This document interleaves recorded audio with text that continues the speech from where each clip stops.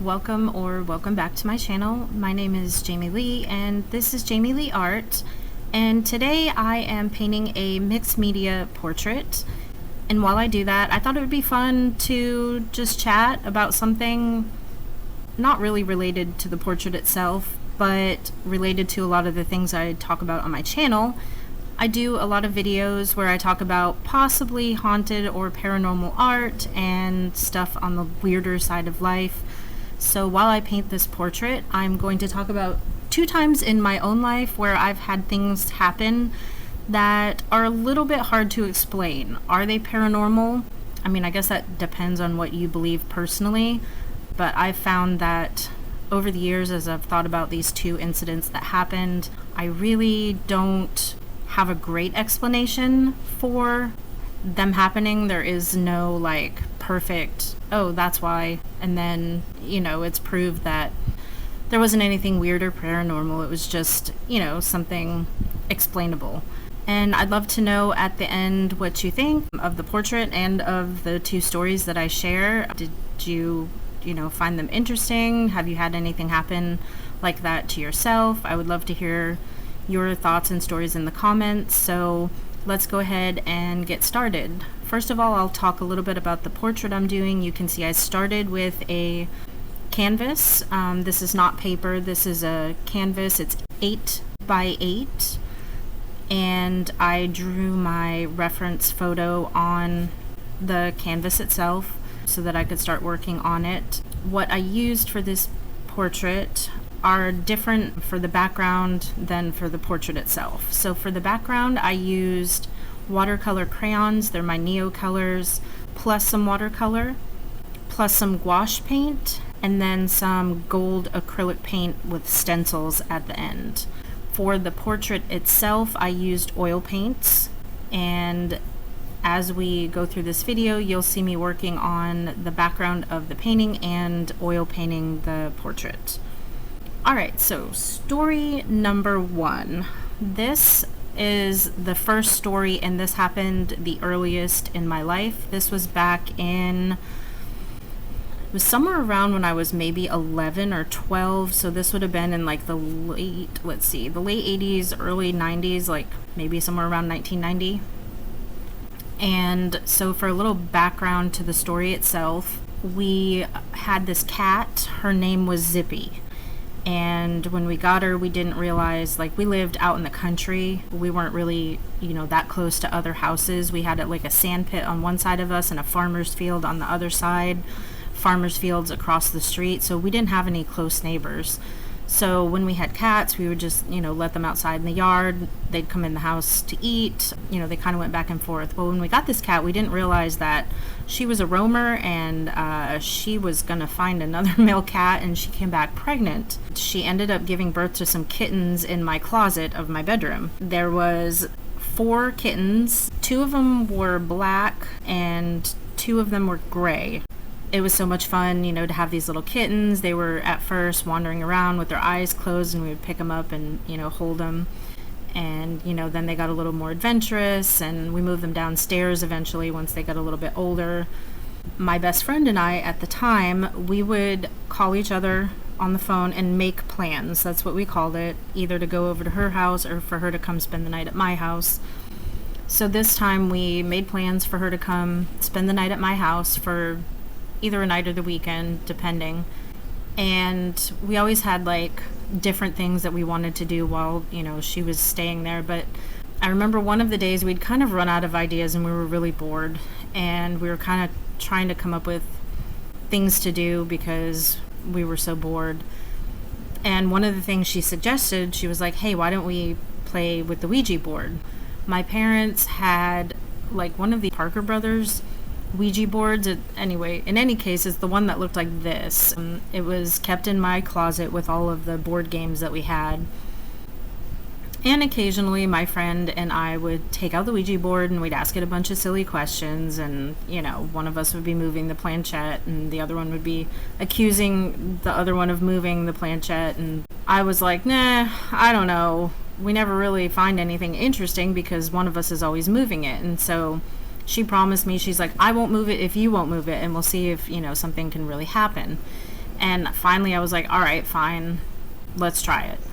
So we got the Ouija board out and we sat with it on our knees basically in between us, and we were just asking it, random questions, nothing really big. But we were kind of starting to get to the point where we were like, okay, it's not really doing anything exciting. It's kind of giving us answers that are nothing really. So we're like, all right, well, let's ask it questions that we know it has to give the correct answer to, basically. And so we had a couple that we asked, and it was like, ages or numbers or stuff like that. And one of the questions that I thought of was like, oh, I'm going to ask it how many kittens Zippy had.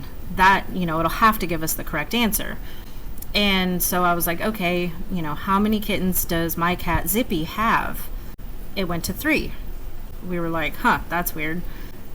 Did you move it? No. Did you move it? No. So again, I'm like, okay, how many kittens does my cat Zippy have? She just had kittens. How many kittens are there? Again, it said 3. And I'm like, this is dumb. She has 4 kittens. I don't know what this thing is thinking or whatever. So we're like, we kind of got bored of doing that and moved on to doing other things. So we put the Ouija board away, and trigger warning for this part of the story. You might be able to tell what's coming. We went to play with the kittens, and they were in our living room, kind of playing around the couch area and on the living room carpet. We were kind of laying on the floor, patting them and putting our hands on the rug and making them chase it and all that kind of stuff. And after a little while, I was like, where's the other kitten? And we couldn't find the other kitten. We had 2 black kittens and a gray kitten. We couldn't find the other gray kitten. And we're looking around the downstairs and we couldn't find it anywhere. And we keep going, nope, this one, the other one's not here. Well, to make a long story short, we found the other kitten eventually. It had gotten up into the couch and gotten caught and passed away. So we ended up finding this kitten, and it had passed away, and we were just horrified and heartbroken. We gave it a little funeral and, buried it in the backyard. I started thinking after all this happened, I'm like, oh my gosh, the Ouija board said there was only 3 kittens when we knew there was 4, but then there were 3, after that happened. And in my little kid brain, I was mad, I was upset, I blamed myself for asking that question because I was like, what if I caused the kitten to die because it said 3? All of these, the things you think when you're a kid. Now, looking back on that as an adult, it was probably just a very strange coincidence that I happened to ask that question, and then that happened later in the day. There was no way of knowing that, that was going to happen. It probably did end up being just a awful coincidence. However, it is kind of weird to think about, and to this day, I have never used a Ouija board since then. I don't mess with them. Are they bad? I don't know. I don't want to find out. There's no sense in playing with something where, I just don't have the answers, and I don't need to mess with it. So since that time when I was about 11 years old, I have never used a Ouija board, and I never want to. Have you ever used a Ouija board? Do you think they're good, bad, or do you think they're just some, game made up by a game company that wanted to play on people's, fascination with the paranormal? What are your thoughts?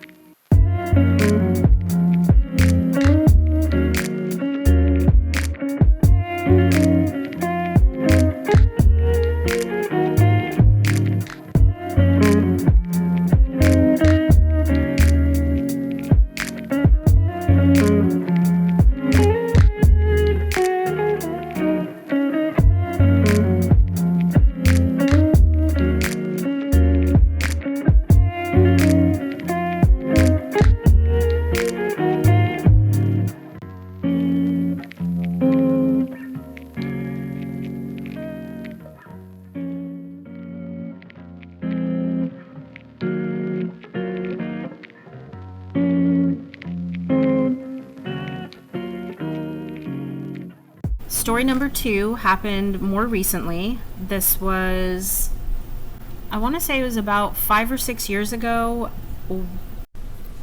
The date that this happened was July 14th, 2019, when my 2 younger daughters were probably around 7, 8 years old, maybe a little bit older.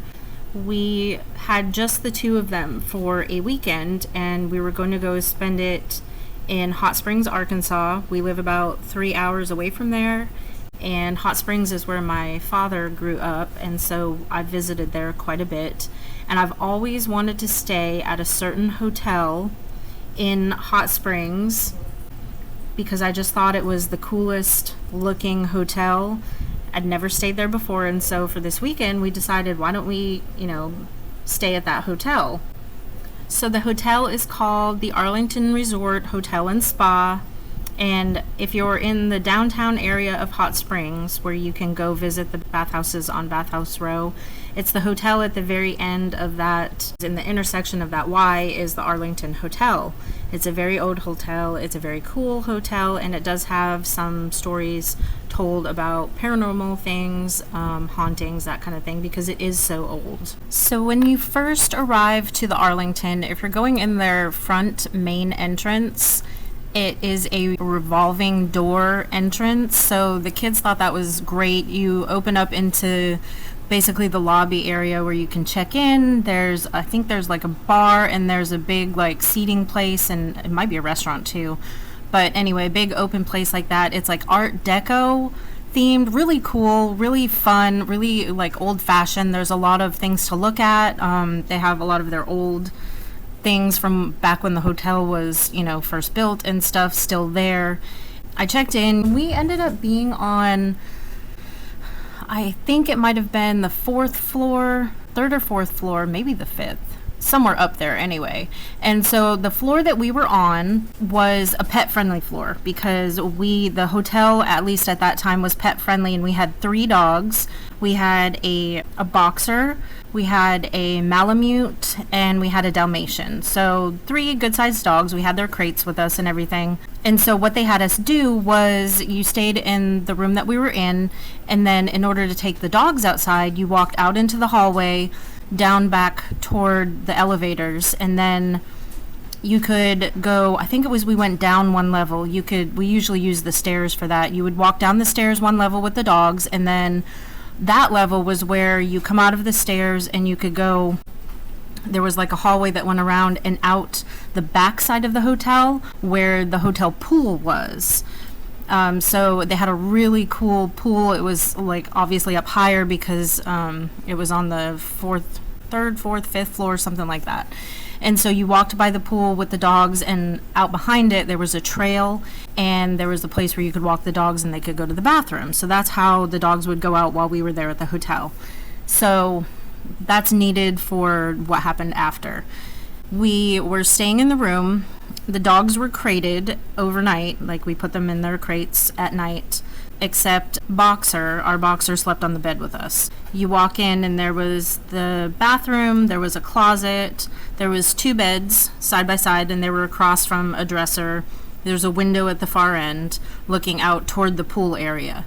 In the early morning hours, it was somewhere around 3:30 a.m. We were all asleep. My husband and I were asleep in 1 bed with the Boxer. The other 2 dogs were in their crates over by where the window was, and our 2 girls were asleep in the bed beside us. I noticed that the Boxer was restless. She started whining, which she doesn't normally do, and it woke both me and my husband up. He was like, "Hey, I think the dogs might need to go to the bathroom. I'll go ahead and take them out." And so he was like, "Go ahead and let the 2 in the crate out, and I'll just walk with them." He didn't since it was the middle of the night, he's like, "I'm not going to bother putting them on the leash. They're not going to do anything. They'll just follow me." So I let the dogs out, and he leaves the room. He flips the bar on the door so the door closes against it, but it's not completely closed. And remember how I said earlier the whole route we had to go to take the dogs outside? So it was going to take a little 5 minutes at least for him to take them out. So he leaves and I get back in bed and I'm laying there, and it's kind of, there's a little bit of light in the room coming from the outside. And as I'm laying there, I look over and I can clearly see our daughters are in the bed, fast asleep.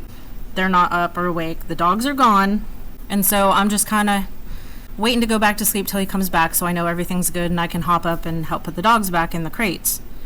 As I'm there, I hear the most distinctive sound. Immediately, I knew what the sound was, and it made absolutely no sense. So, you know how on old dressers, they have those like brass handles that drop down, and if you pick up the handle and open or close the drawer and let go of it, it makes that sound when it hits against the other metal piece that it's part of. That is the exact sound I heard. Now, the dresser in that room across from my bed has one of those handles. All of the handles were those drop down handles, and it sounded just like somebody picked up the handle, let go, and let it hit against the plate there. And when I tell you I shot up out of bed like a rocket, like I sat up so fast and I was like, what in the heck was that? I look at the door is closed the way my husband left it. I look at the girls, they're passed out asleep, they hadn't moved, hadn't gotten up. There's no air, like big air moving, and it wouldn't be able to lift up that handle anyway. There was me in the bed. That was it. There was nothing else in that room at all. And I could not explain how that would happen.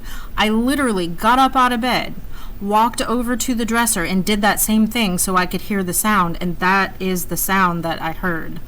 It couldn't have been from one of the other rooms, because when you go out our door, you walk down a little ways and there's the door to the next room, and then you walk down the other way. Like there's no way that somebody would have done that in their room and it would have sounded like it was in our room, that I would understand anyway.